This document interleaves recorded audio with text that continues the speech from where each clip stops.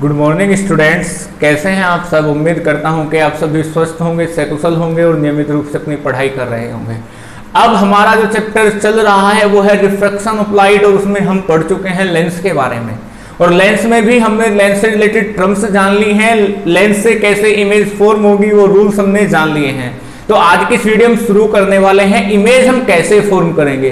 तो देर ना करते हुए हम स्टार्ट करते हैं अपना topic, image formation by lens. Image formation by lens, और इसमें आज हम पढ़ने वाले हैं कॉन्वेक्स मिरर कैसे, कॉन्वेक्स लेंस कैसे इमेज फॉर्म करेगा। तो कॉन्वेक्स लेंस से इमेज कैसे फॉर्म होगी, कब कैसे उसकी इमेज आएगी, क्या उसकी प्रॉपर्टी, क्या पोजीशन होगी, साइज कैसा होगा, वो हम सभी डिस्कस करने वाले हैं। तो सबसे पहला पॉइंट हम स्टार्ट करते हैं, when object is placed at infinity. When object is placed at infinity, तो हम यहां पर बना लेते हैं एक सिंपल सा डायग्राम, एक कन्वेक्स मिरर, उसका ऑप्टिकल सेंटर, फोकस और रेडियस ऑफ कर्वेचर, यानी कि सेंटर को डिनोट कर लिया 2f से f और 2f। जब कोई ऑब्जेक्ट इंफिनिटी पर रखा है तो वहां से लाइट रे कैसी आती हैं, कैसी मानी जाती है, आ रही है, पैरेलल लाइट रे आ रही है।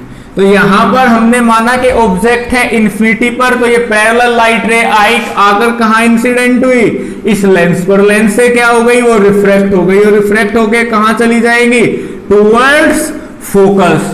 तो इमेज कहां पर फॉर्म होगी, फोकस पर इमेज फॉर्म होगी। यदि हम बात करें नेचर की, तो आप बताइए, हमें यहां पर मानना पड़ा कि लाइट रे वहां पर मिल सकती है, सच में मिल गई जी, ये सच में मिल गई, हमें कहीं पर मानना नहीं पड़ा। तो ये जो नेचर है ये कैसा होगा, रियल इमेज होगी, और रियल के साथ इमेज कैसी होती है, इन्वर्टेड होती है। और यदि हम साइज की बात करें तो साइज कैसा होगा, वेरी स्मॉल, या कह लीजिए पॉइंट साइज।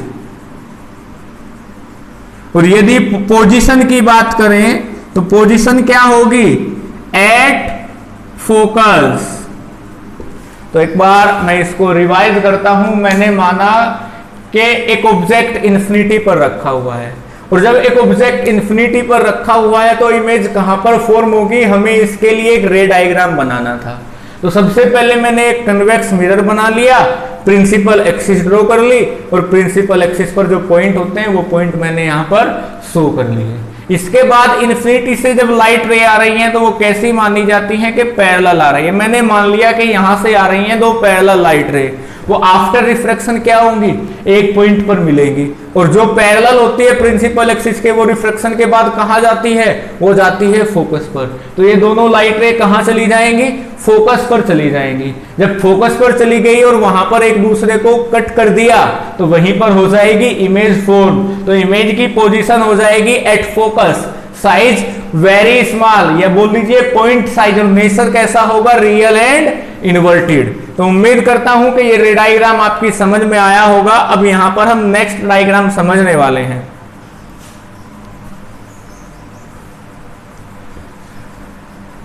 अब सेकेंड पॉइंट यहां पर हम लेते हैं, when object is placed beyond 2f।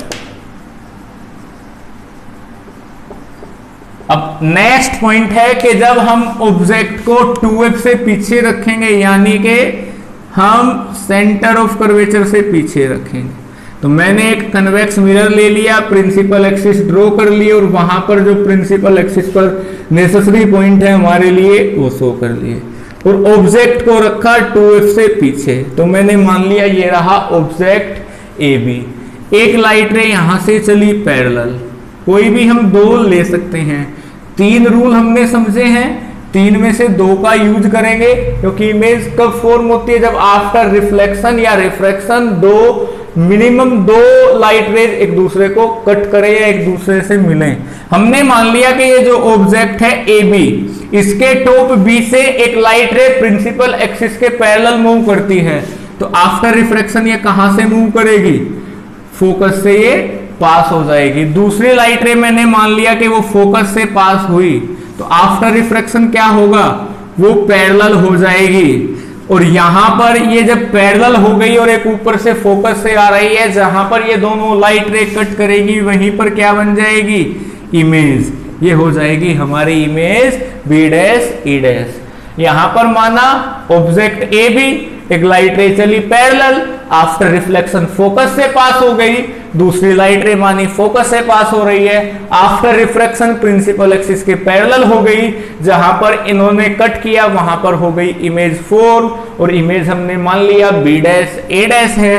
तो यहां पर यदि नेचर की बात करें तो नेचर क्लियरली दिखाई दे रहा है, रियल एंड इनवर्टेड। यदि हम साइज की बात करें तो साइज के लिए मिरर में भी मैंने आप लोगों को बताया था कि आपको पोल से देखना है, जो ज्यादा दूर होगा वो ज्यादा बड़ा होगा। लेकिन यहां पर क्या है, पोल ना होके क्या पॉइंट होता है, ऑप्टिकल सेंटर। तो जो चीज ऑप्टिकल सेंटर से दूर होगी ऑब्जेक्ट और इमेज में से वो बड़ी होगी। ऑब्जेक्ट है 2f से पीछे, इमेज है 2f से पहले, तो इमेज का साइज ऑब्जेक्ट से स्मॉल होगा, तो हम लिखेंगे स्मॉलर देन ऑब्जेक्ट। और इसके बाद थर्ड पॉइंट बनता है पोजीशन। तो रे डायग्राम को देख के आप बता सकते हैं पोजीशन कहां पर होगी, between f and 2f। f और 2f के बीच में हमारी ये इमेज फॉर्म हो जाएगी। उम्मीद करता हूं कि ये रे डायग्राम भी आप समझ गए होंगे। मैं इसको रफ करता हूं और नेक्स्ट डायग्राम की तरफ मूव करते हैं।